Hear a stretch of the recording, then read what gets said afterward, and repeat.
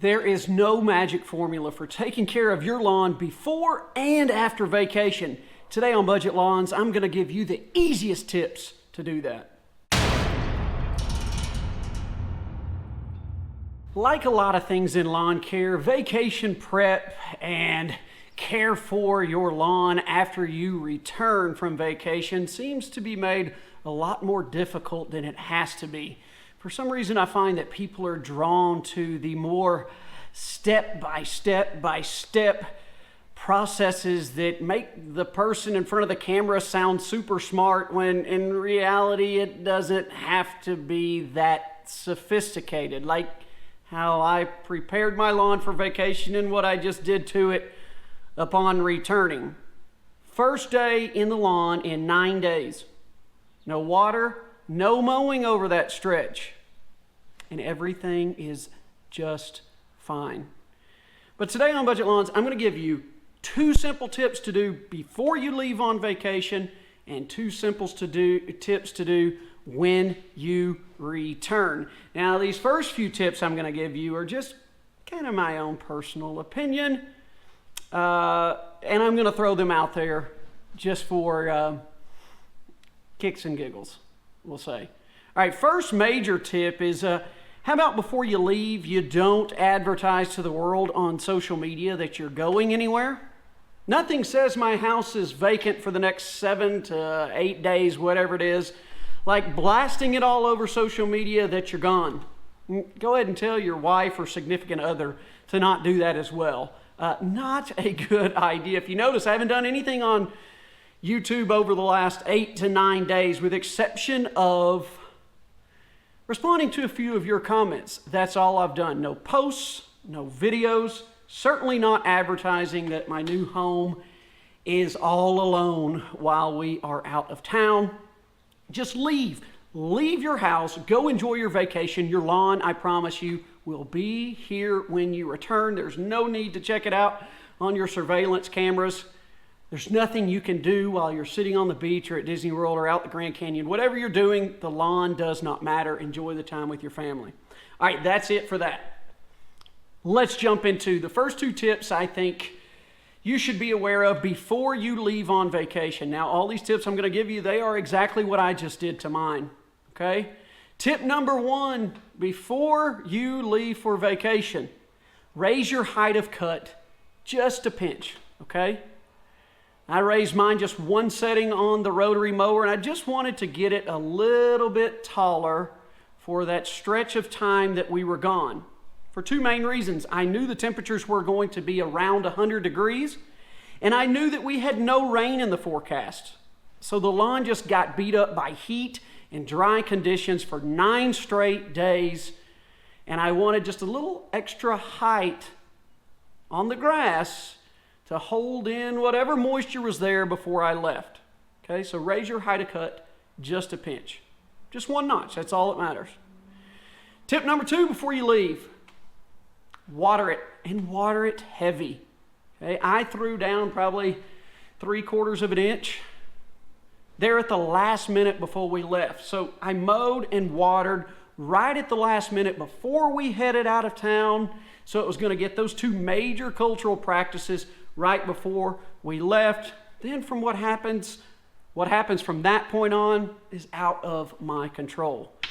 And what happened was exactly what I expected to happen. It was hot, heat index values well over 100 the entire time we were gone, no rain whatsoever, and it just got brutalized for 9 straight days.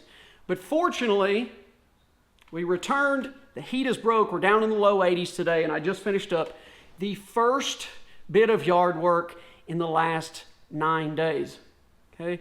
So it was a mess when we got home. Yeah, it hadn't been mowed, so that gave those weeds, that weed pressure that was already there, it gave a chance for those to really start kind of marking their territory a little bit, because when you're mowing those 2 or 3 times a week, you're just promoting that growth of the bermudagrass, and it's out competing those weeds. And when you don't mow, those weeds have a chance to actually do what they want to do and start growing and spreading and even going to seed for some. So that's why mowing is so important, so you can push the Bermuda to beat the weeds in the fight and prevent any seed heads from coming up and causing even more problems when it comes to weeds.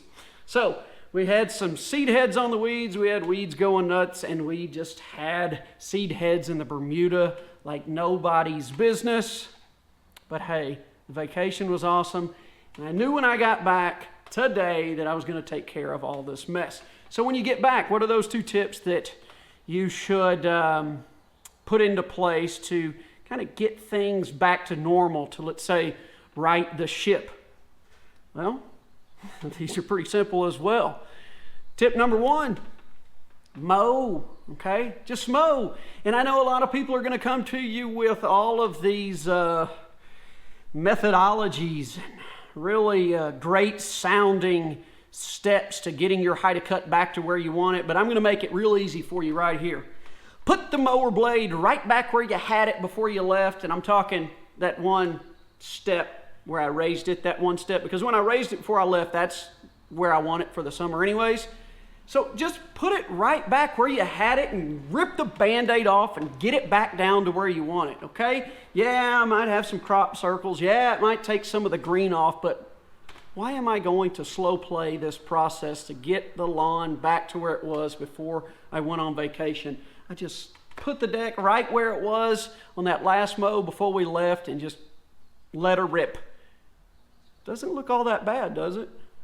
I mean, really, I think raising the hide cut just a pinch and that watering right before we left, now that it is mowed, I think it looks pretty darn good. And it's only going to keep getting better from here. We'll get back to 2 to 3 times a week mowing. We'll start fighting those weeds again. And it's going to be looking really awesome here in just a couple weeks. Now, the sad part is we have no rain in the forecast, so I'm going to have to start watering. And that brings me to the only other step you need to worry about when you get back from vacation, especially if you had no rain while you were gone. Just start your watering schedule back up as normal and go back to getting that inch a week. I went ahead and mowed first, even though the grass was really stressed. That way, here later on today, I can go ahead and get a good soaking in on it. I'll try to put down a 1/2 inch to a 3/4 inch watering this evening.